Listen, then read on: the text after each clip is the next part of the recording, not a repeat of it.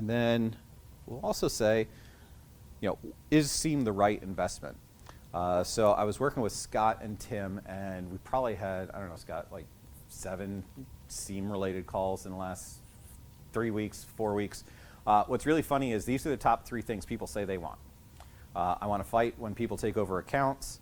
I want to secure activities across multiple clouds. And I want to discover when people are doing things they're allowed to do, but in a bad way.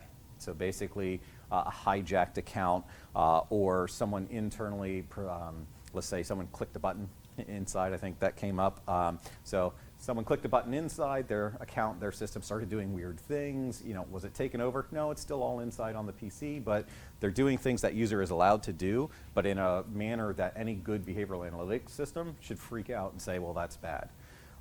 So what's interesting to me here is these are the 3 things people ask us for, but the conversation always starts with log management or a SIEM system.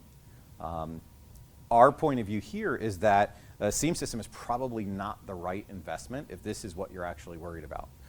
One of the reasons is all of these systems create gigs and gigs and gigs of logs. And if you want these 3 things, you need to get it on every single system you have and every cloud system you have.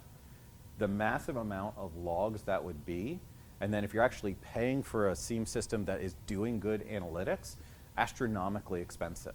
I could almost implement every security tool that me and Behzad could imagine for the price of what it would take for some of those monthly service fees from a true SIEM analytics company.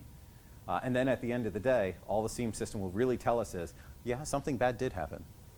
Right? It didn't block it, didn't stop it, didn't do anything, but you're right, something bad did happen.